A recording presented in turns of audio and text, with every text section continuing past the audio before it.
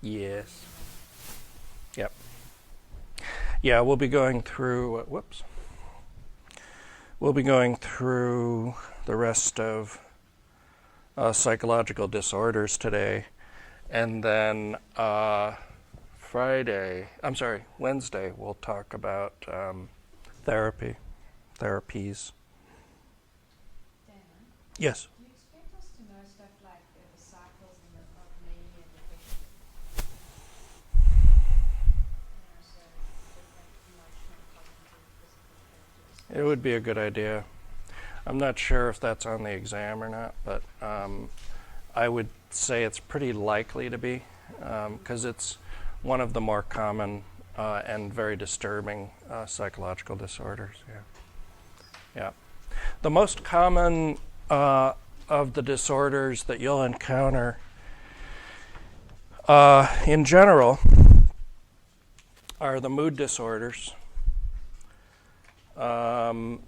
Somewhere between 15 and 25% of people will have a mood disorder at some point in their life.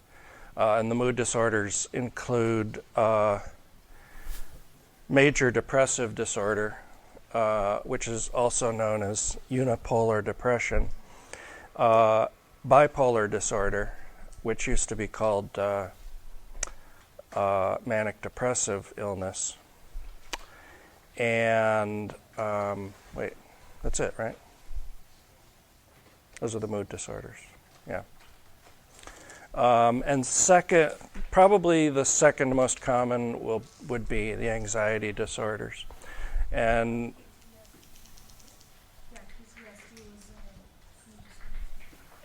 I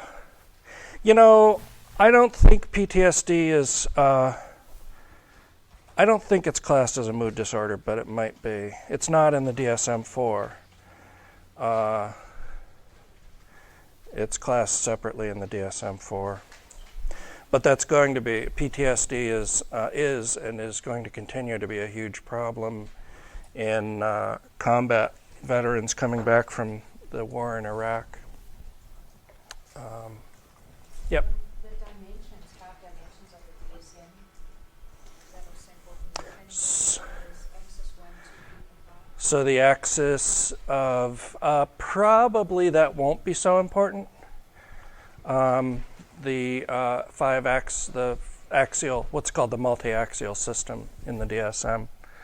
And the only real benefit to the multi-axial system is that it gets clinicians to think more broadly about a patient's experience, rather than focusing only on the clinical psychological issues, but also the medical issues and general life functioning and that kind of thing. Yeah.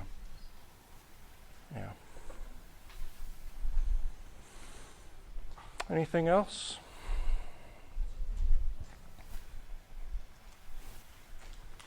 Okay.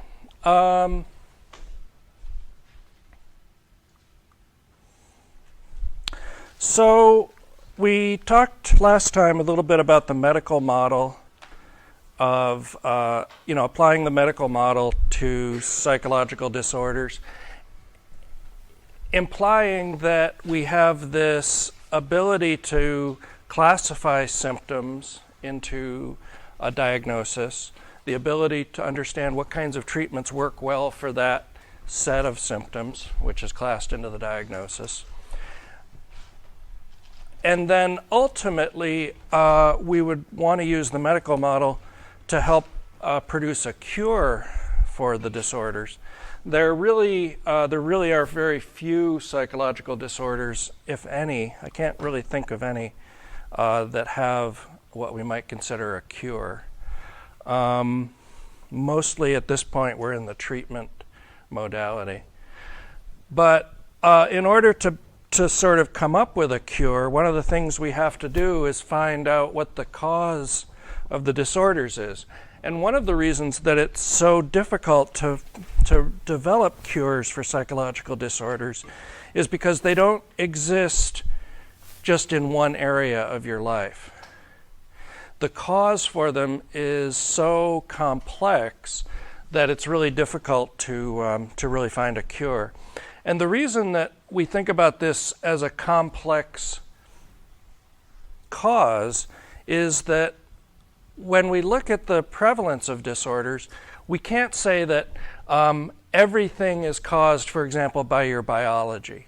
So we can't say that if you have the genetic predisposition, let's say, to develop schizophrenia, that is, you've got a parent with schizophrenia or a sibling with schizophrenia or a child with schizophrenia, we can't say that you're definitely going to develop schizophrenia. Because in addition to biology, the development of schizophrenia is going to involve social aspects. So pressures exerted by society, peer pressure in adolescence, for example, the roles that we take on in society and the expectations that we're given because of those roles, right?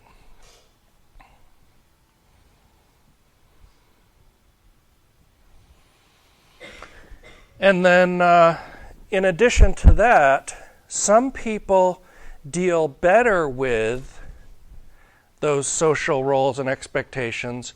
That is, they have better coping mechanisms. So the psychological aspects, how they subjectively experience stress. Some people get really stressed out by things and other people are relatively calm, right? Some people have different ways of learning how to respond to these things. And so all three of these, this is considered what's known as the biopsychosocial model, because we start out with the idea that, yes, there are some biological underpinnings for a lot of these disorders. We know, for example, that schizophrenia has a high genetic component. Your genetics is a big part of whether you're going to develop schizophrenia or not. But we also know from studies of twins that, you've got one twin that'll develop schizophrenia, one twin that doesn't. So what's the difference? The rest of that difference is environment. So what is it about the environment or about the individual that's going to affect how they develop schizophrenia? The second most common genetically predisposed disorder is bipolar disorder. And bipolar disorder has just about as high of a genetic predisposition as does schizophrenia. So this brings up a lot of difficult questions.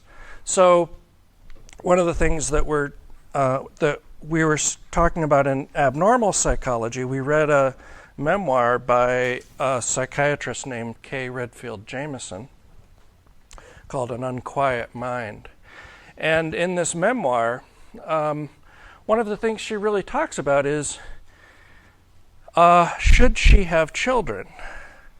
Is it fair for her to have a child knowing that she has this genetic possibility of passing this disorder onto her child? The way that her parents, passed this genetic predisposition onto her. And so it makes it really difficult for her to, to consider what are the implications of that. Doesn't mean that her child is definitely going to develop bipolar disorder, but the likelihood is increased because of the genetic predisposition. So I just want to give you a sense of how complex these causes are, and how little we really understand about the causes of these disorders. So finding a cure is going to be really difficult, because you need that cause, you need something really profoundly powerful in a causal relationship in order to treat it in a curative way.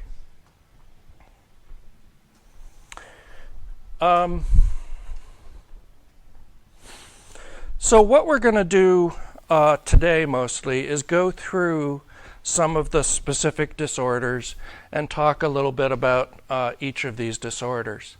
As I said, the mood disorders and anxiety disorders are going to be the two that you're most likely to run into in other people or in yourself.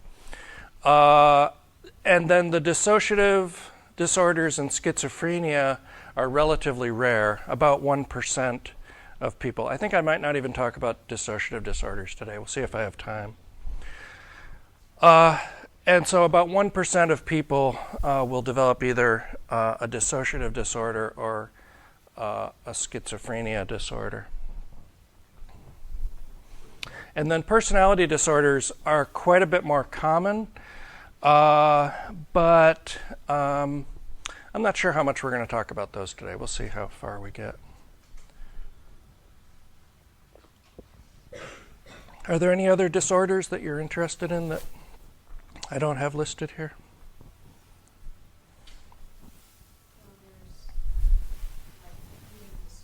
Eating disorders? Did you want me to talk about that? I can.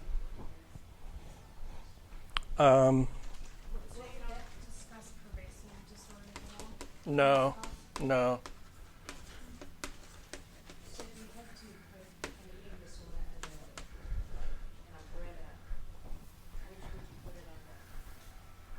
It is its own separate classification in the DSM.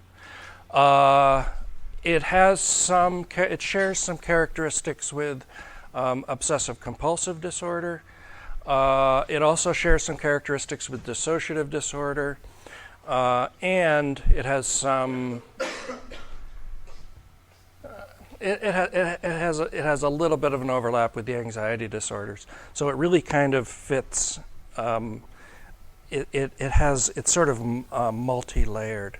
It's a very complex disorder. Yeah. Where does Asperger's come in? Asperger's is in what are called the pervasive developmental disorders. Asperger's is a milder form of autism. It's when we talk about autism, we don't talk about just autism. We call it.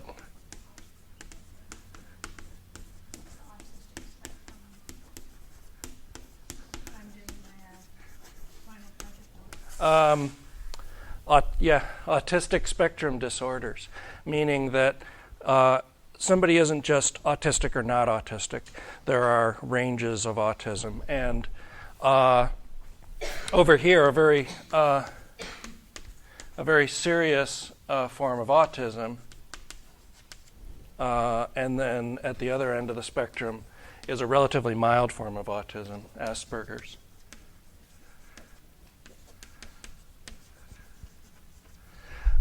If we have time today, I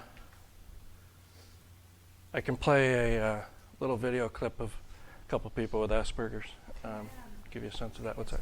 Yeah. If you're really interested in that, read The Elephant in the Playroom. Where's my book? It's by Denise Brody, B-R-O-D-E-Y. And it's an amazing book. It talks a lot about the spectrum and all of that. So. Yeah. Chris is doing her final project in abnormal on pervasive developmental disorders. Yeah.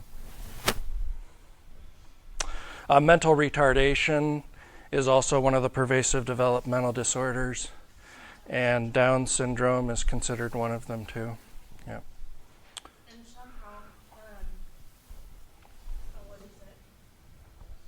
I forgot the technical name for it. They're really sensitive to their environment.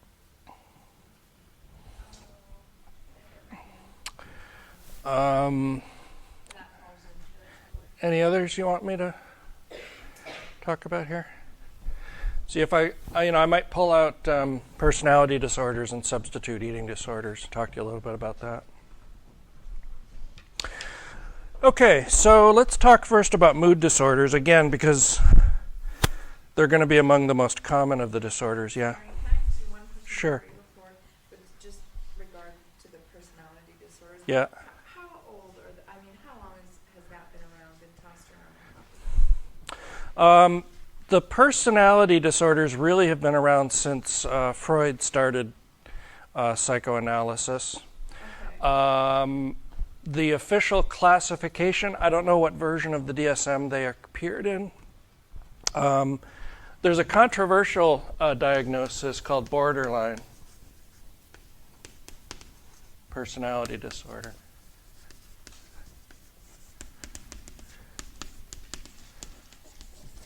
And I know that this has been around since the 1960s, 1970s, but I don't know.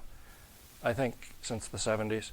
But I don't know when the diagnosis first started being developed for the personality disorders. I'm just not. What is the point of calling someone's personality a disorder? Okay. This is. Back in the old day, when you just said I don't like you, and someone said I don't like you either. Yeah. Well, let's get to that when we get to personality disorders. Since you're interested, I'll go through that. Yeah. Yeah, we might have to cut out something else, but we'll see what happens. Any other disorders you want to go through in any more detail? Will you be talking about phobias? I hadn't planned to, although they're part of the anxiety disorders, so I may actually have that covered, but I'll see if I can't do that, yeah. Anything else?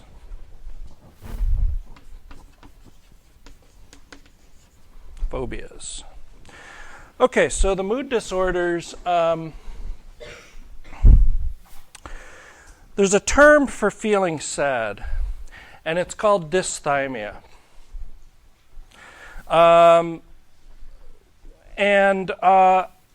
When you feel sad, feeling sad is normal. Everybody will feel sad at some point. Feeling sad becomes a problem when it goes on and on and on and on, or it becomes extremely intense and starts to have effects on your body and your social functioning and your occupational functioning, your interpersonal functioning. So there's a term for long-term dysthymia, which is called dysthymic disorder, which requires that you have this long-term sad feeling for 2 years or more. Most of what we think of when we talk about mood disorders is major depressive disorder. And I gave you the symptoms. I gave you a slide with all the symptoms for a major depressive episode. And the major depressive disorder requires that you have that major depressive episode at least once in your life. And if you have multiple major depressive episodes, it requires that there be at least 2 months in between episodes. Okay? So if you have a major depressive episode and then a month later you have another one, and a month later you have another one, that's all considered one major depressive episode. Okay? Whoops, what happened there? Women are about twice as likely to be diagnosed with a major depressive episode or major depression as men are. It's unclear whether that's actually a diagnostic reality, that is that twice as many women have the disorder, or whether it's an artifact of what we've established, which is men in general tend to seek help less for disorders. So it may be that fewer men are going to be diagnosed rather than that there is actually a bigger percentage of women who have the disorder. The primary feature of major depressive episode is a feeling of worthlessness. And it's hard to describe this. It's a feeling like, I don't know why I bother going on. Nobody will care if I'm not here. My life really doesn't have any point, any meaning, any worth. I don't really contribute anything to other people's lives. This is more than just being sad. This is a feeling of really emptiness, ego disintegration and emptiness, that your sense of self is so degraded that you really don't have any sense of meaning and worth. The other common feature that we see in people with depression are eating and sleeping disruptions. So, and that'll be either people stop eating, they don't eat enough, or they eat too much. And similarly with sleep, they can have insomnia, they don't sleep enough, they can't sleep enough, or what's called hypersomnia, which is basically that they sleep too much, or oftentimes will sleep all the time. One of the other key features is things that people used to think were really fun aren't fun anymore. Things that people used to really enjoy doing, they're just not enjoyable anymore. I really enjoy going out with my friends, but I just don't have the energy anymore to go out with my friends. I don't care so much now about roasting coffee. I'll just buy Starbucks, or I'll just go down to Dunkin' Donuts. And if you like coffee as much as I do, that would be a huge loss. Okay? Suicidal thoughts, that is thinking about suicide, thinking about death, planning suicide even worse, or actually attempting suicide is another of the important symptoms of major depressive disorder. Now, the interesting thing about suicide is that women are much more likely to attempt suicide. I think their attempts are about 3 times men. Do you remember if that's right, Chris? Something like that. So they're more likely to attempt suicide, but men are more likely to succeed when they do attempt. That's an we're stubborn. That's an interesting question. Why is that? One of the thoughts about that is that, and it's documented by evidence, men tend to choose more violent and more likely to succeed methods, whereas women tend to choose less violent and less likely to succeed methods. Now, why women choose those less violent methods is unclear. One of the thoughts is that, based on the responses of women who have survived, is that they tend to choose methods that don't result in causing other people distress. That is, they tend to choose methods that aren't going to leave a big mess for someone to clean up, or isn't going to be, gory and bloody and awful, right? So there may be more, these people, even though they're so depressed and they're so wrapped up in their own suffering that they have to choose suicide, that it appears that they still have some thoughts about other people and the consequences of their suicide. So,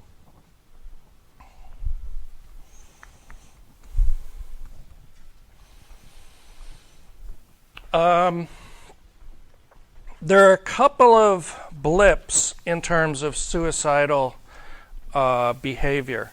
One is in late adolescence. We tend to see an increase in the percentage of adolescents who attempt suicide. And then there's a decrease in middle life, and then another blip later in life when people are elderly.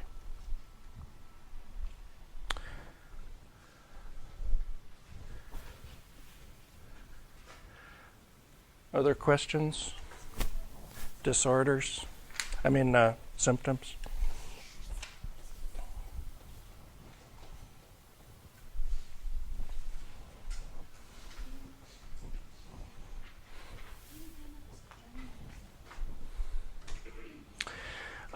The other side of the coin from major depressive disorder is what's called mania. And mania is characterized by an excessive sense of impulsivity, people engaging in impulsive behaviors, oftentimes include sexual promiscuity and feelings of grandiosity. So I feel like I'm the smartest person, or the best business person, or the best salesman. And this is a really incredibly consuming sense of grandiosity. It's not like, well, you know, I've got some awards and I feel like I'm a pretty good athlete or something. This is they are the best at everything, right? It's really hard to imagine. Is that where, like, sorry, but in the novel or the memoir we were reading, is that like with her feeling of I'm just super productive. Sure. That's okay. Spending sprees. People will spend a lot of money in a state of mania.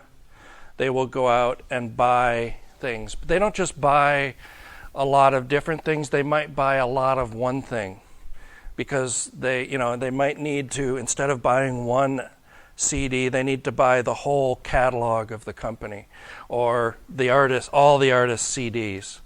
And so they'll spend, basically as much money as they have in these spending sprees or go into debt, worse than that. Now, if you at some point in your life have experienced mania and then experienced depression, it's not two separate things anymore. Now it's a disorder called bipolar disorder. So bipolar disorder requires an alternation of mania and depression. But it also could be one major depressive episode and one manic episode would qualify for diagnosis for bipolar disorder. But typically people with bipolar disorder will have alternations of mania and then deep depression. So you can probably imagine how disturbing it is to be, manic one week and then a week or two later be in the depths of depression and ready to kill yourself, right? And is there a huge fluctuation of the two? It depends on the. Like you were the person, you probably see like, wait a second, this last week you're all about you and now you're all this like problem. Oftentimes they don't have, the memories aren't compartmentalized. You remember when you were like that, yeah. Now, depends on how this depression and mania, what form it takes, is going to depend on, there's a couple of subtypes of bipolar disorder. Type 1 bipolar disorder, the main symptom is mania, okay? So you have the strongest, most intense symptom is mania. Then you have what's called dysthymia along with mania. So a relatively mild form of depression, okay? And that's relative. That doesn't mean that it's not severe, but it's relatively mild compared to the deep depression that's associated with major depressive disorder. Type 2 depression, its primary symptom is intense major depressive disorder with a milder form of mania, what's called hypomania. Okay? So your spending sprees might mean you don't spend all the money in your account, but you go through quite a bit of it. You don't buy every color of that shoe, but you buy several pairs, right? So it's a difficult disorder to diagnose, and all of these disorders. Here's the deal: beware of what's called medical student syndrome. This is what happens when medical students start learning about disorders and they start learning about the diagnostic features of the disorders. All of a sudden you start seeing every disorder you study in yourself or in someone around you. So the information you're going to get from the textbook isn't sufficient for diagnosing any of these disorders. So yes, especially self-diagnosis. Yeah. So if you read these symptoms and you feel like you or someone you know may qualify, it's worthwhile talking to a professional, psychiatrist or a psychologist. Okay. Any other questions on the mood disorders? So, basic classification, major depressive disorder, major depressive episode, and mania. And so if you encounter an episode of mania at some point in your life, you're looking at bipolar disorder. And in bipolar disorder, you have that alternation between the major depressive disorder and mania. You can have a single episode of mania. I think it's still classified under bipolar disorder. There's a couple of diagnoses, one for single episode and then one for recurrent. But that's more than you need to know for this class. Anxiety disorders. Probably the most, I think this would be the most common, especially in women, generalized anxiety disorder. Generalized anxiety disorder is sometimes referred to as what you might call free-floating anxiety. It's free-floating because you can't really attach it to any cause. It just kind of floats out there. You just feel kind of anxious and worried a lot of the time. You don't have any particular reason to be, but your autonomic nervous system is always kind of cranked up. Sympathetic system's going like crazy, right? About 2/3 of people that are diagnosed with GAD are women, so it's more common among women. And usually it starts to appear either in childhood or during adolescence. You'll see this commonly among the disorders. It's relatively common for these disorders to appear during adolescence. And one thought about that is that adolescence is a time of intense stress before you've really developed effective coping mechanisms for that stress. So you might have that biological predisposition. You go through adolescence. Your body and your emotions and your psychology is under all this intense stress. You may not effectively be able to cope, and the disorders may emerge as a product of that. There's also an evolutionary explanation for why that occurs, which is that evolutionarily in our past, by the time you were in adolescence, you typically had reproduced, especially if these disorders emerge in late adolescence. So they may not have been weeded out sort of by genetic processes. Generalized anxiety disorder, even though you don't have an identifiable cause for your anxiety, it typically is associated with the perception that there are threats in your environment. Okay? So you tend to see your environment as somewhat threatening. Can you explain that a little bit more? Yeah. And it may be a product of the overactivation of the autonomic nervous system, but you tend to be more vigilant. You're looking out for problems or things that are out of place or things that are unusual, and you'll pick up on those things right away. Yeah.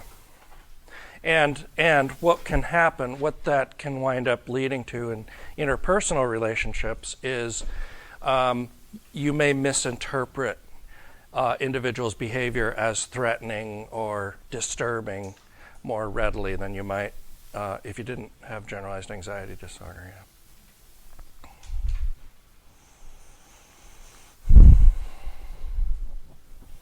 Phobias. So what do you think of when I say phobias? Spiders. Fear of spiders, right. Something, yeah, generally when someone is afraid, yeah.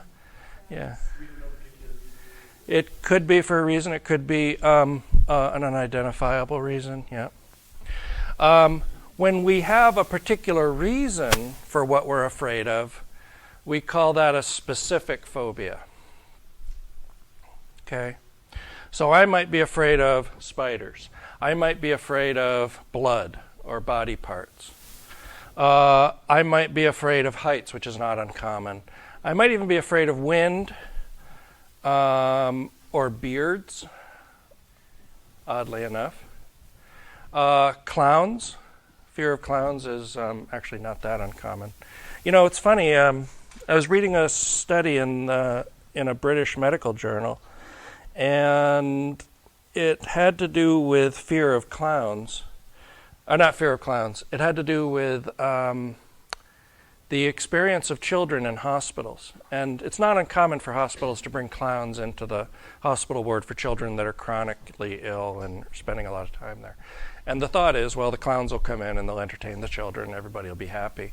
And nobody had apparently ever bothered to survey the children about how they felt about the clowns. And it turns out that they are pretty universally hated among children in hospitals, which is a really strange, you know, like nobody ever thought that like children might not like the clowns. So yeah, it's interesting. Do you think because they know why the clown's there and they go, I can give her that pass? Or It could be, yeah. like, they didn't, like, prove on the ability? Or just, you know, who knows? Yeah, yeah. Or maybe, you know, it could be that, you know, maybe they think, well, this is an obvious attempt at manipulating my feelings, and I'm not going to go for it. Who knows? With the actual illness they have? It could be, yeah. Yeah. Yeah, it could be an association, a learned association, sure. Second type of phobia is known as social phobias. And social phobias are essentially about being afraid of being judged. So someone with a social phobia, for example, would have a really difficult time being a teacher, where I have to stand up in front of, you know, 30 or 40 people every day and talk about something I know about, right? Giving speeches is oftentimes a problem. Even just going out in public, you know, being in a public square or in a bus or something like that, you have this kind of just fear that people are watching you and judging you and thinking badly of you, right? And again, this is not just, yeah, I get on the bus and I'm a little bit anxious about the nerdy clothes that I have on. This is like, it's a consuming fear. And remember that with all these disorders, we don't really start talking about them as disorders until they start causing problems in occupational, social, or interpersonal functioning. So if my job is to be in front of people and talk in public, and I'm afraid of that, that's going to be a problem. If, on the other hand, I have a job that doesn't require me to do that much, and it's not interfering with my, you know, just going out and being social with people, it's not interfering with my interpersonal relations, it's probably not so much of a problem, right? So again, when we think about these disorders, we think not only about the symptoms, but also about the frequency that those symptoms occur and the intensity of those symptoms. How intense is it in terms of your experience? What's that? Frequency, intensity, and duration, how long it goes on for, yeah. A third type of the anxiety disorders is what's known as a panic disorder. Now, a lot of us have probably had panic attacks. I had one about 4 years ago, and it was when I started a new job, and I was learning the job, and the job was I was teaching, and one of the parts of the job was I had to advise students about what classes to take. So at that job, the instructors, the faculty, were also academic advisors. Here we have separate academic advisors, which is nice because I don't have to worry about that. But so this is something I'd never done before, and it was like, the person who was training me was another faculty member, and she was whipping through the screens, and I was asking questions, and she's switching over and asking the students questions, and I just became all very overwhelming. So I decided to go home for lunch. Had my lunch, suddenly started to feel incredibly nauseous, headachy, and then started thinking, I got to get out of here. I can't stay here. I can't do this job. And I started thinking, well, it's a good thing that I haven't unpacked all my stuff yet, because now I can pack real easy and move somewhere else. So you're like, I don't know where I was going to go, you know. So, and I had this really overwhelming panic. And basically, I had to put myself to bed for about, I went to bed and I slept for about 3 hours, got up, still felt kind of anxious and not quite right. And I remember having to tell myself, okay, Dana, keep it together. It's like I was going to lose it, right? I was just going out of my mind. So that's a panic attack, right? Oftentimes you'll have increased heart rate, increased respiration. You'll feel like you're having a heart attack. You'll get that same kind of pain in your arm that you'll get with a heart attack. And having one panic attack is not a problem. When they start to recur, and more importantly, you start to be afraid of when the next panic attack is going to come, and that fear starts to consume your thoughts, right? That's what's gonna differentiate a panic disorder from a panic attack. It's that intense fear of having another attack, and that's what makes it worse. Usually, the panic attack symptoms will peak within about 10 minutes, and then they'll gradually get less over time. So these things tend to come on really quickly and then fade away. But again, the issue with the panic disorder is having that overwhelming fear that you're going to have another attack and it's going to be worse and you'll die next time. Yeah. I have panic attacks that just come on from nothing. Yeah, it's not uncommon. You may not know what is triggering it, for example. Yeah. Yeah. Sometimes they'll just come out of nowhere. Yeah. But again, having a panic attack is different from that intense fear in between the attacks that's going to cause disruptions in your functioning, right? Yeah. Yeah.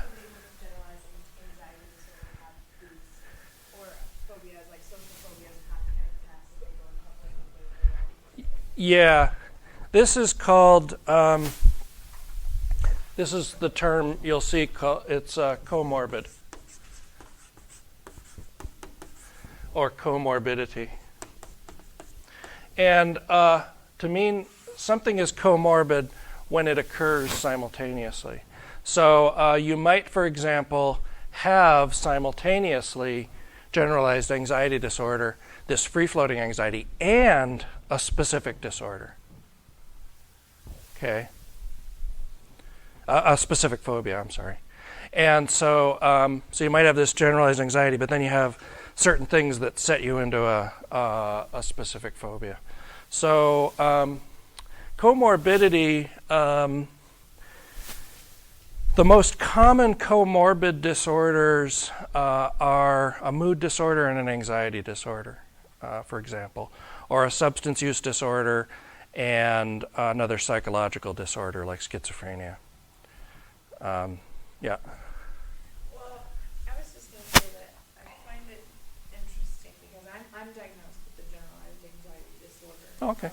I have a long substance abuse history. Okay. Several years of IV drug use. And Yes. Yes. And then later on in life, raging alcohol. Sure. Sure. And I don't know if I just didn't understand or know back then what it was, but as I've come far enough along to where I moved out of that place in my life where I had to self-medicate. Yeah. To where I'm more aware and I'm learning things. I've found that anxiety at times has triggered me to want to self-medicate. Of course. To get my body to level out because I'm in and it sounds so simple, the generalized anxiety thing, but it's just this constant state of uptightness and this inability. I mean, it can almost look like like you can't concentrate. You cannot sit down and sit through a program, and everything's got to be organized. Everything's out of control. I just know it is, and everybody's looking at the house thinking, you know, and it can Looks look fine to me, yeah. it can look like OCD, I mean, it can look like these other, all Sure. these other things, but I have really, really struggled with, you know, and then after having the substance abuse history and going in and saying, I think I need some help here, and being treated like, you're a drug addict, we know you're in here, and basically being said, told, well, we know that you want a heavy dose tranquilizer, and I don't even know what I need or what I want, you know what I mean? I only know of a couple kinds of drugs, and I know That's those terrible. really well, and I Yeah. know, and you know, and I see that happen a lot with Sure. other girls that I know that are in, you know, Sure. recovery. And are they going to general practice doctors or actual psychiatrists? Well, I think a psychiatrist would be able to see the difference, exactly, and I but general think- practice doctors sometimes can't. Exactly, and Yeah. that's where I'm on my way to now. Because Good. you know, I didn't know until I read some of the stuff in the book. You know, I've struggled with these bad headaches that I first thought were migraines, and I was going in and again they're thinking I want pain medication. I'm like, people, I'm losing my vision here. I can't see. I'm having a headache right now. But anyway, it's like all in here and Tension, yeah. and finally they figured out, you know, you're having severe tension headaches. And Yeah. then as I am reading in the book, you know, probably started a couple of years ago, where I started having this issue with excessive sweating. Thinking, Mm-hmm. what the hell? This is not attractive. What's going on? And all it's so true. Like all these symptoms go together, and it's just like, well, what do you don't want to you don't want to make a doctor's. Well, what do you need to be seen for? Well, excessive sweating. You know what I mean? Yeah. You don't even know these things are symptoms. Yeah. So one of the treatments, by the way, for tension headaches that's shown some efficacy is biofeedback. The same thing we did here in the lab is basically they hook up, instead of hooking up an EKG reading to monitor your heart rate, what they'll do is they'll hook up EMG electrodes to measure the tension in your muscles, and you actively work on reducing that tension and, you know, finding the mechanisms to relax that tension and let it drain out. And that's sometimes very useful, you know, because once you learn those techniques, when you feel that tension coming on, you use the same kinds of techniques to reduce it. Yeah.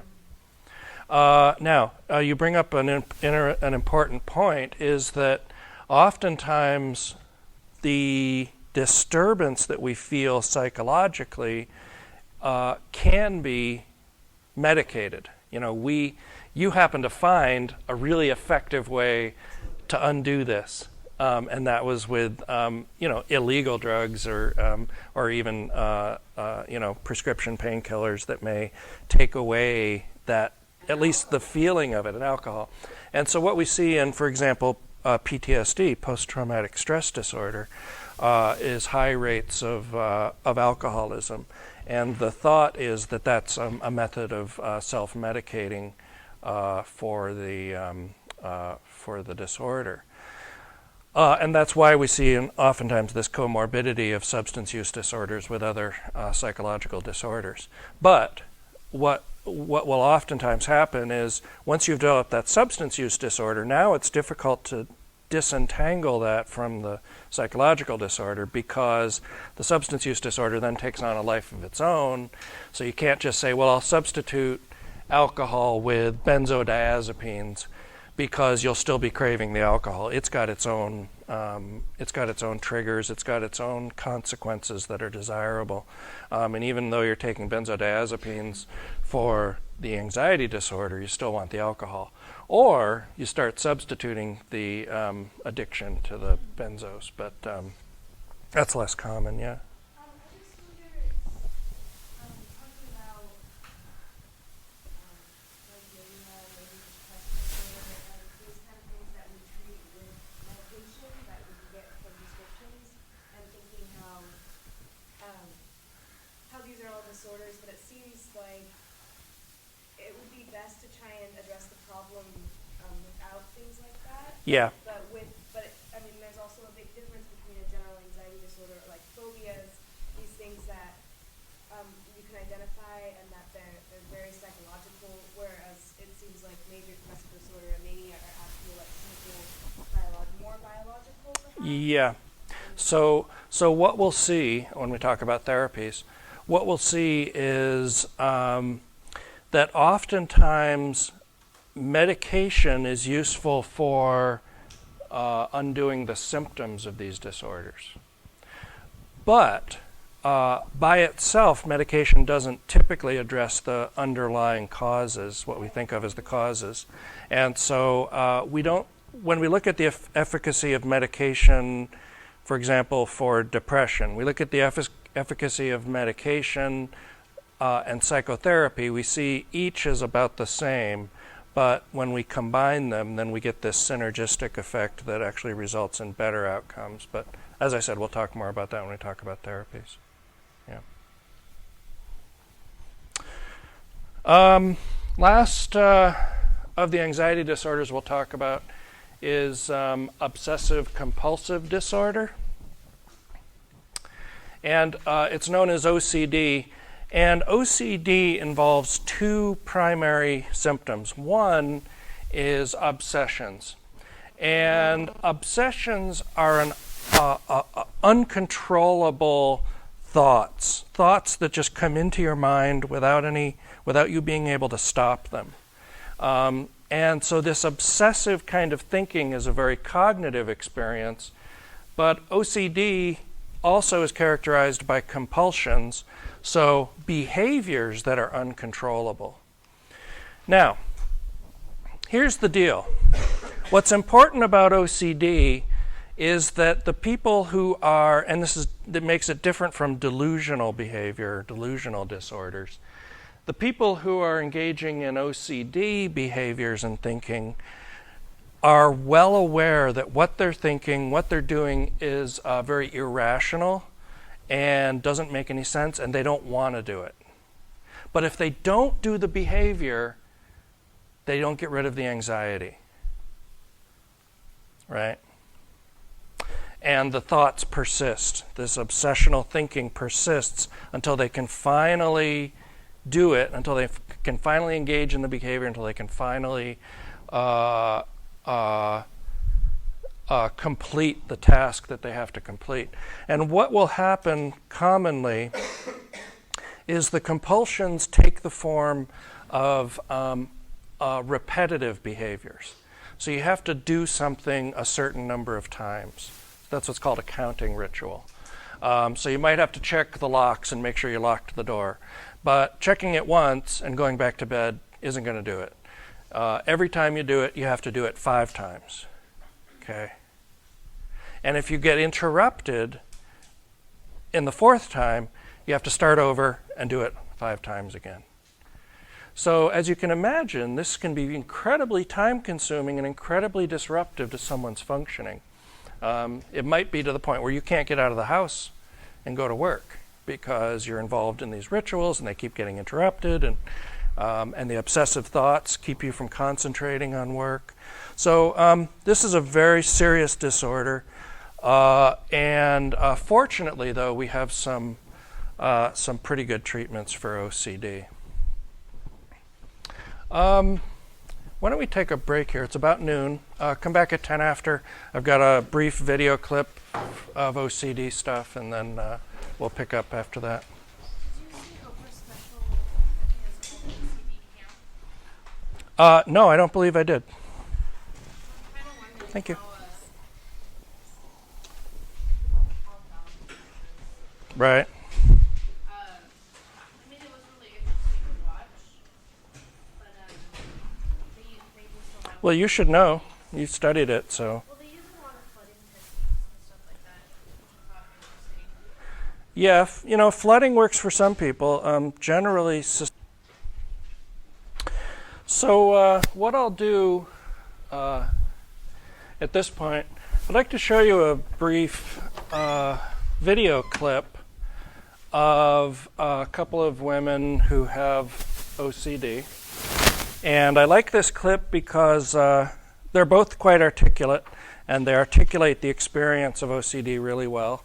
They've both been in therapy for quite some time, and so they have a good perspective on the disorder and a good perspective on overcoming it. What's that? Yeah. So, see what you think about this. make sure the sound's up. Yep.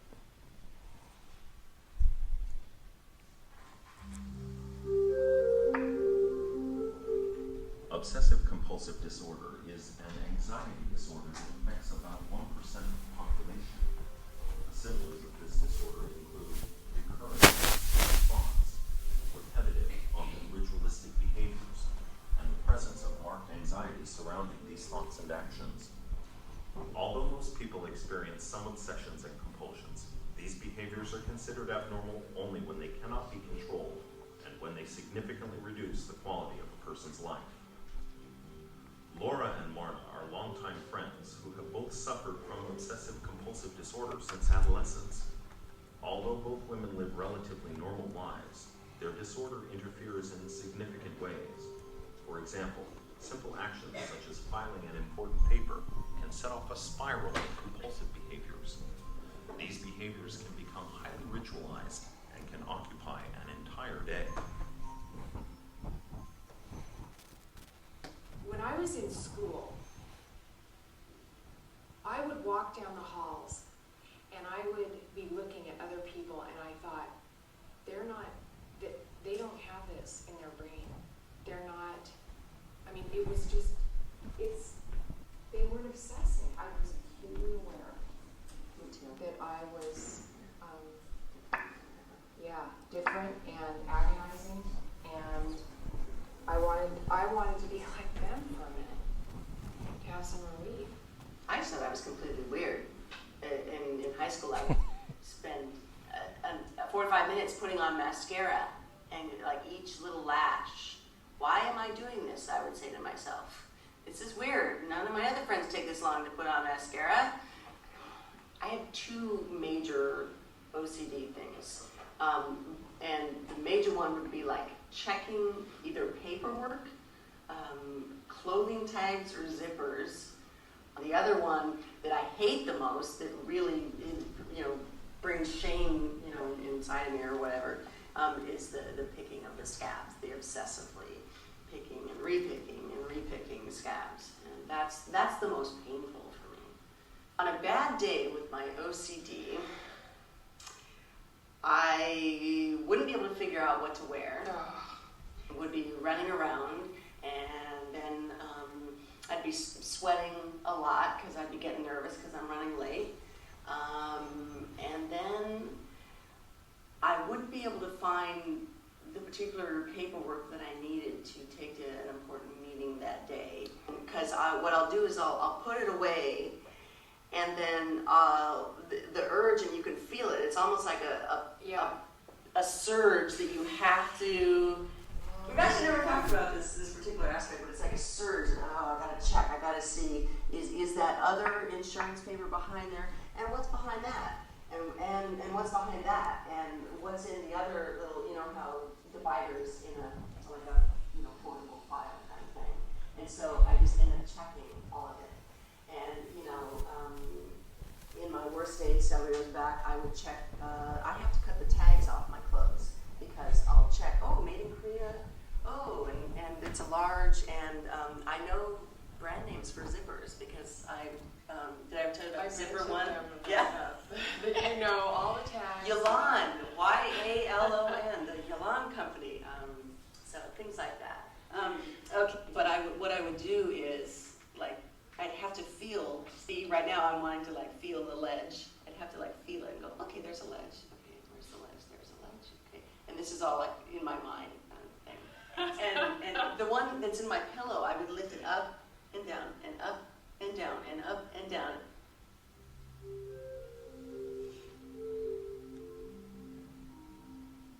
People with obsessive-compulsive disorder often become obsessed by unpleasant or inappropriate thoughts.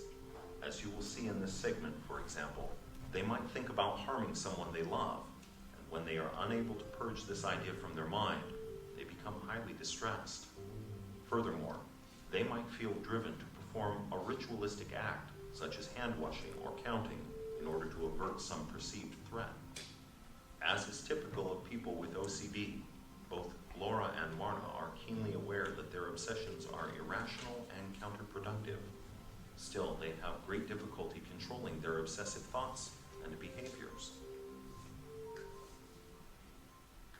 On a bad day, one of my worst days, I was up all night, so 7 or 8 hours, trying to figure out what to wear. And I was aware that this was happening, and it was frustrating. It was sad, and I didn't know how I was going to get out of that. But I had to figure it out. So, but that's 7 or 8 hours, and then I was exhausted, and then I had to go to school. So, and I knew that it was going to affect my whole next day. But what do you do? I mean, I just couldn't figure it out. So that's 7 or 8 hours ruminating on that, and you had maybe it wasn't quite 7 hours, but it was so 4 hours. I think one night it was about 10 or so, and I just felt compelled to look at all the tags on my shirts, and I'm sitting there looking, and I kept saying to myself, "Go to bed, Laura, go to bed." And instead I just would check the tags, and I finally, maybe about like 2:30 or so like 4.5, 5 hours later, I just was like, oh, must go to bed, and finally made it. But I was so mad at myself, and it's embarrassing, and I think, normal people don't do this, I try not to go grocery shopping anymore. I avoid it at all costs. Okay, so I'm going to the produce aisle, and I'm getting some celery. And which bunch do you take? And if there are people around, then it creates more anxiety. So I'm looking at each bunch, and I know, okay, that one's not going to do it. And so then I have to, I might pick it up. Okay, I might find a bunch that I like, pick it up, put it in the grocery cart, and walk down, and I know that's not the one that I want. So I'll just kind of strategically, okay, as soon as that customer goes down to the next aisle, I'll go back and get that other bunch that I thought, yeah, that's the better bunch. Sometimes I just have this compelling urge to step on the gas and just go. And then if a pedestrian's crossing the street, and I will have this compelling urge to run them over. And I've never done that, and I learned that if you get into a situation like that, you can just put the car in neutral, and that will help. And I have done that at times, because I just don't want to deal with the urge or the fear of actually running them over. I've been walking down the street with a friend and felt the urge to just push him into traffic, and so I thought, let's just go over on the other block, walk down the other street. So, and I don't think that I would ever do it, but I have the thought nevertheless, and it's disturbing.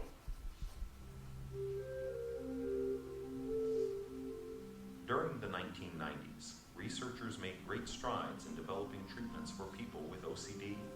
Today, a combination of behavior therapy and medications can reduce obsessive-compulsive symptoms in nearly 60% of those who suffer from this condition. In the final segment, Laura and Morna discuss some of the techniques they have learned in therapy, which help them cope with their OCD. They also discuss their hope for a future when they can be free from both obsessions and compulsions. I get relief by stitching, doing cross stitch, and it's amazing, the transformation. I just pick up the needle, and it's as if my is being. Uh-oh.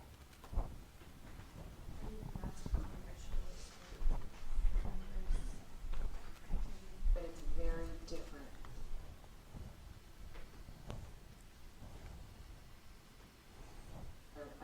I get calm and peaceful. Usually, if I wait, after about 15-20 minutes, especially like half hour, the urge is either gone or it's much less. Literally, in the last couple of weeks, I hope and pray that I'm finally conquering this after like 8 years. Because I didn't start out doing that. I started out checking 4 times that she's conquered this, you know, over the past 8 years. This is it. I've stopped the Okay, taking. but this is really it. I It's know. like an addiction. It's like, but isn't it similar to like alcohol addiction? Absolutely. People, I'm stopping drinking. I'm not going to have another drink, and the next day they go out and have beer. So, you know, but really, this is it. Okay, we'll see. All right. Anyway, there is, you know, we're in a good mood today, but there are aspects to this that are so sad and so depressing. It doesn't stop on a bad day. You go from one thing to the next, and while you're doing the first thing, I'm aware that I'm going to have to deal with this next thing as soon as I can resolve this. So, because the dealing with life, it's one thing after another. So as you can imagine, OCD can be really disruptive for people's lives, yeah? Like if someone like works out a lot and becomes like, or something that becomes like obsessive with weight loss, can it be like a form other than like repetitive? Yeah, it generally, OCD, you have to have both the obsessive thoughts, which typically the most common forms tend to be having to do with germs or contamination. And the obsessive behaviors generally occur in counting rituals, but they can occur in just a duration. They have to do something for a specific duration. Now, an individual, most commonly, if someone exercises excessively, that is, they exercise more than most people would under any given condition. You know, if they're an athlete training for a triathlon, they're going to be doing a lot of exercise. But if they're just if they're just going through daily life and they're exercising, say, 2-3 hours a day, generally that's more indicative of an eating disorder of the non-purging variety, but it could be, and we'll talk about that. We'll talk about eating disorders, but yeah, I'm sorry. I guess like I was thinking about my dad because he's not an athlete. He's 62 years old, and he like just got an elliptical machine, and after like a week was doing 26 miles Oh. once, and just like wouldn't stop. He would like do 5 miles at once, get off, cool off, and then like go again. And it got to the point where he would do it so much, and he ended up hurting himself, and he was still doing it. That's a And then, problem. Like, he also like he has a lot of guns, and he's just always cleaning them. And he goes shooting a lot, but he'll clean them like 5 times a day. Mm-hmm. He just always cleans them. I don't know. If it's just because he's Well, again, that could be someone who just enjoys doing those things, and exercise can itself be very reinforcing. If, however, it's causing him some problems in functioning, for example, he can't work, or he has trouble socializing, or people. Yeah, so people are having, people are saying, how come you're always, you don't talk to us anymore, that's a problem, yeah. Now, just compulsive behavior by itself doesn't qualify as OCD. You have to have the obsessive thinking too. But compulsive behavior problems can occur for a variety of reasons, and so it might be worthwhile talking to a professional about it, yeah. That's kind of what I was going to ask, is they were more of an acute sort of version of obsessive compulsive disorder. Because I have some people, members of my family, who are pretty compulsive about certain things. Yeah, so is there an acute version versus a chronic version? I don't know how long it specifies that the behavior has to persist for. I don't remember. Makes sense what you said about compulsive. Yeah, because they can be reinforcing. So, people can get into those patterns of behavior. Yeah.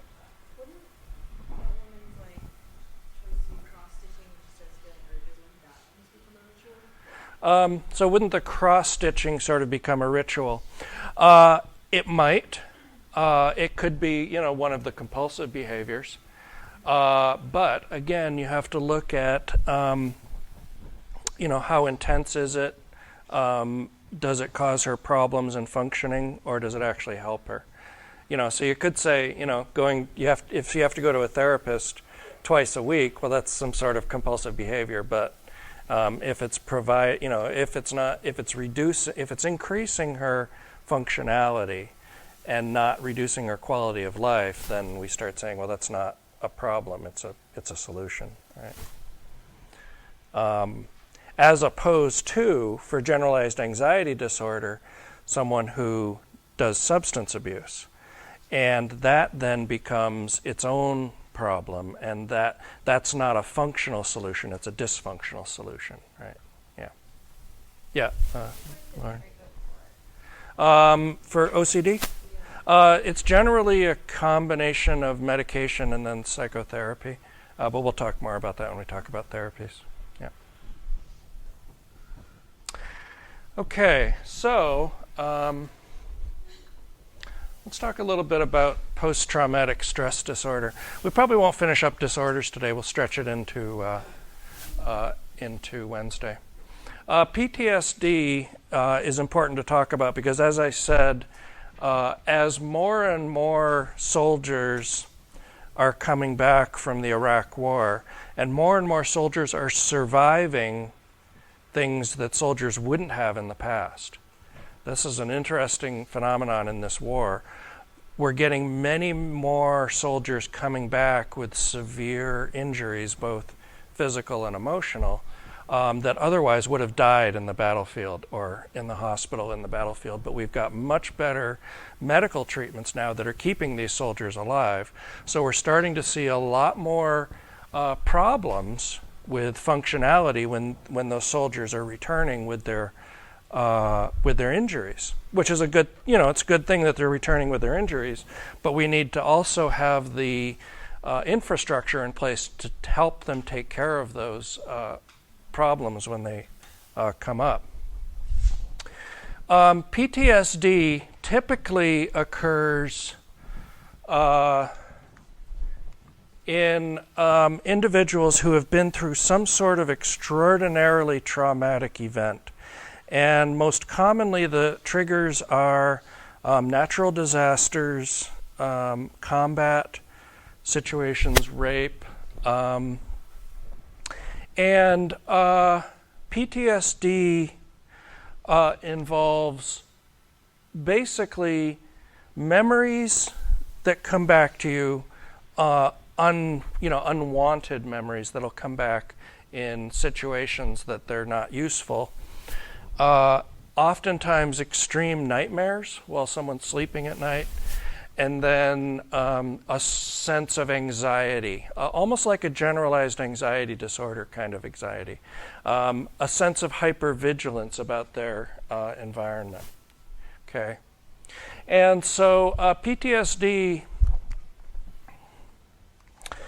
one of the main symptoms is basically insomnia. So people with PTSD will oftentimes have a real hard time sleeping. And as you can imagine, if you're not sleeping, that's going to cause problems with your work. It's going to cause problems with your social functioning. Your interpersonal functioning is going to be disrupted because of irritability. Oftentimes, concentration problems. So people have trouble focusing and concentrating on a particular task. And it can become very intense and very consuming. And one of the ways that people will deal with this experience sometimes is through the idea of self-medication. So using alcohol, using marijuana, using drugs to try to control these symptoms, or at least to become unaware of them if they're happening. Okay. So high rates of alcoholism, for example, among PTSD, soldiers with PTSD that came back from Vietnam. Okay. Now, here's the deal. Not everybody who goes through combat, rape, or a terrorist incident or a natural disaster is going to have PTSD. So what's interesting is that some people not only don't develop PTSD, but they actually develop better functioning after the event. And so this is what my the advisor that I worked with at UBC likes to call post-traumatic stress reorder rather than disorder. And so what he did is he looked at survivors of the Holocaust. And so these are, Jewish individuals living, I think, in Canada and the United States. And he compared their functionality, their productivity, their life circumstances to age-matched Jews who hadn't been through the Holocaust. So basically, same age, same kinds of historical experiences, except the Holocaust is the main difference. And what he found is that the trauma survivors not only had a high level of resilience, they, most of them, the vast majority of them didn't develop PTSD symptoms, but in addition to that, he also found that they tended to have even better, they tended to have more optimistic outlooks, they tended to have better function in their lives, they tended to have a greater sense of meaning in their lives. And so, so these traumatic events aren't always just filled with PTSD. The results of them can actually be quite different. So it's important to notice that just because you have the same experience doesn't mean you're going to develop this disorder. Again, think of that biopsychosocial model. Some people have better psychological mechanisms for coping with that stress than others, right? So it's going to be very much on an individual basis who's going to develop PTSD and who isn't. Questions on that? On PTSD?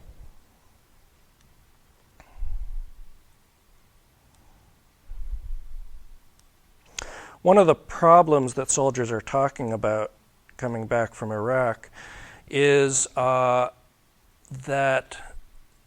if you're diagnosed with PTSD, you'll receive a medical discharge from the military. If you're diagnosed with something like a personality disorder, you don't. And so what's happening is they're getting a diagnosis of something other than PTSD when the symptoms are clearly in line with PTSD. So there's some problems in the systems of reintegrating soldiers from Iraq. In addition, a lot of the soldiers that are coming back from Iraq are National Guard units, and the National Guard units haven't historically had to deal with the reintegration issues of people who have been through extreme combat. You don't see the world the same anymore. You don't see yourself the same anymore. You don't see other people the same anymore. And National Guard units have historically been used in domestic situations, typically disasters, and they haven't had to face the kinds of things that the career military have in combat situations. And so they haven't developed the same kinds of programs to help soldiers reintegrate. But I think that's changing now as we're getting more and more of them back. But those programs are really important to try to take the person from the role of, the trained killer to becoming a citizen again, which is a whole different ball game. So don't underestimate the power of that experience for people. Okay. I'll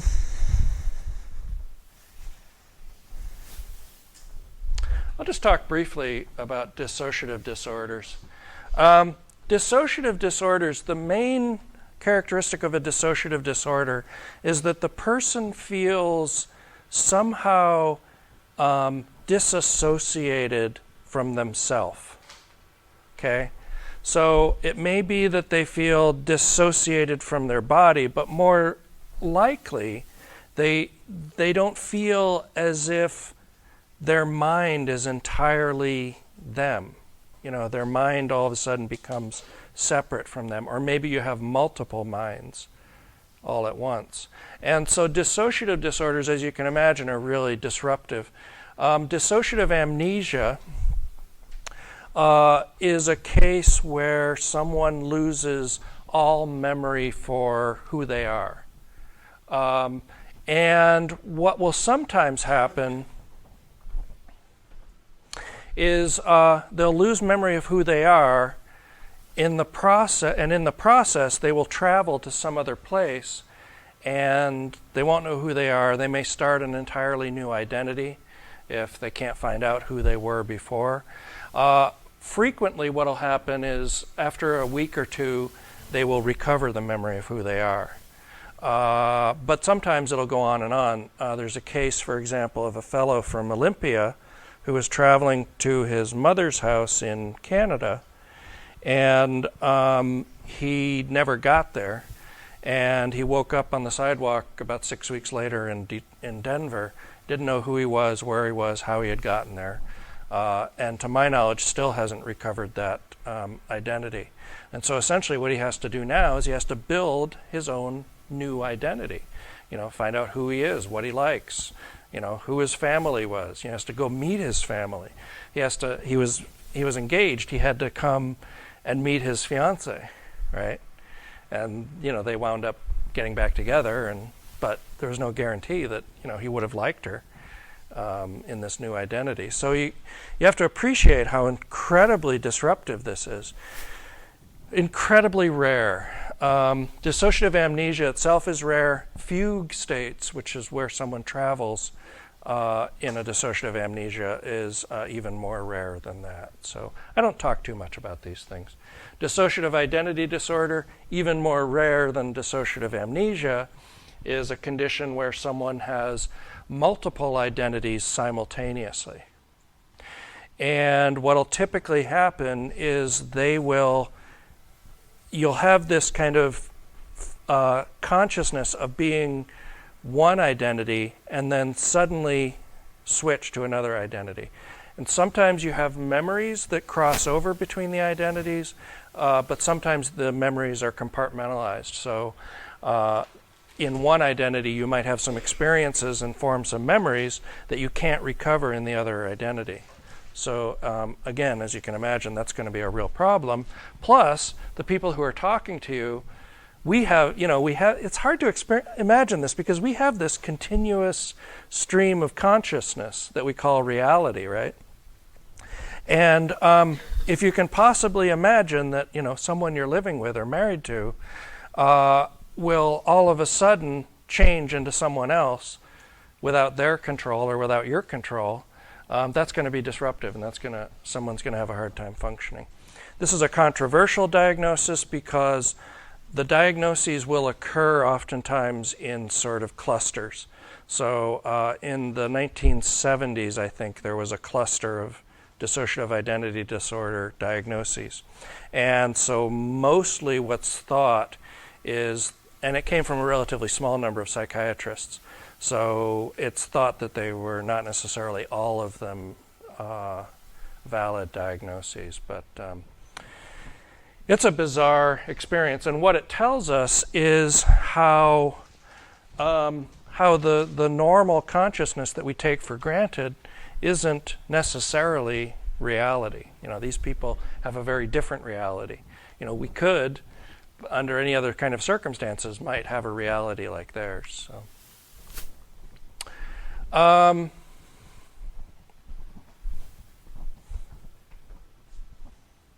It's also important to tell you that this is not schizophrenia. So you will hear sometimes someone on TV or in the newspaper, they'll say something like, 1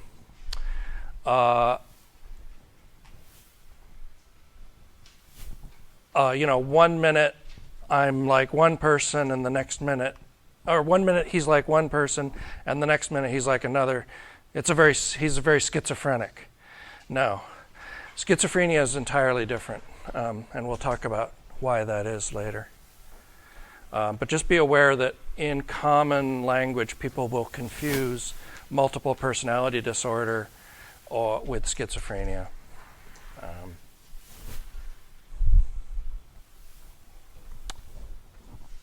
Okay. I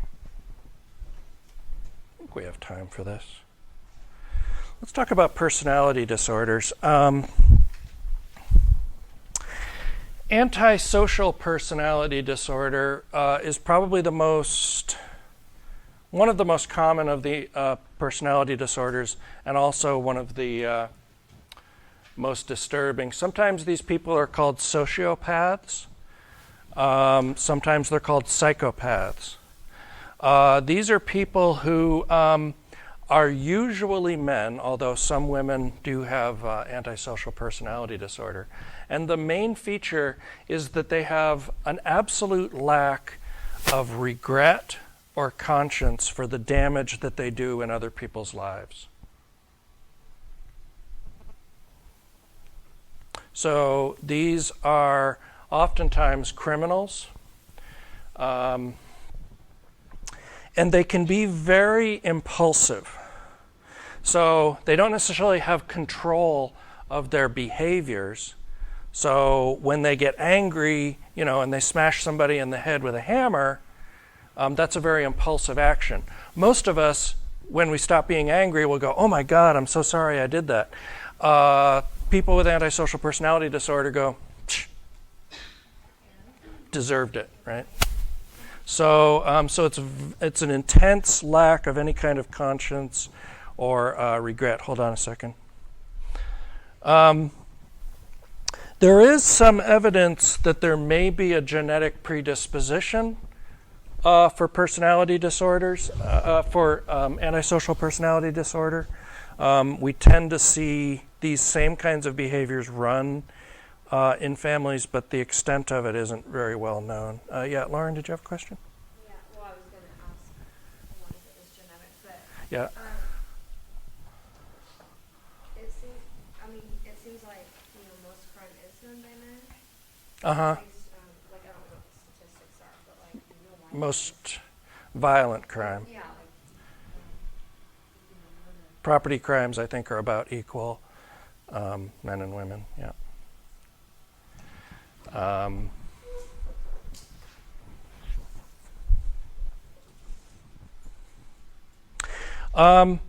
Another personality disorder I'll tell you about. These are the two probably that psychologists know the most about, is borderline personality disorder. And you may have heard of this term, borderline. The borderline personality disorder is predominantly occurs in women, or is diagnosed in women. About 3/4 of those that are diagnosed are women, and almost inevitably those people will be suicidal at some point in life. One of the key characteristics of someone with borderline personality disorder is intense instability. And the instability happens in multiple domains. So, for example, their interpersonal relationships may be very volatile, right? They'll love you intensely one minute, and then they'll hate you intensely the next, right? What's that? Sounds like my ex-girlfriend, yes. Woo, not going there. The emotions are very unstable. Again, intense fluctuations of emotion, and real intense problems with impulse control. So they have a hard time controlling the impulse to lash out, for example, or even to lavish you with praise or gifts or something. What's that? Yeah, and sometimes spending is involved with borderline personality disorder.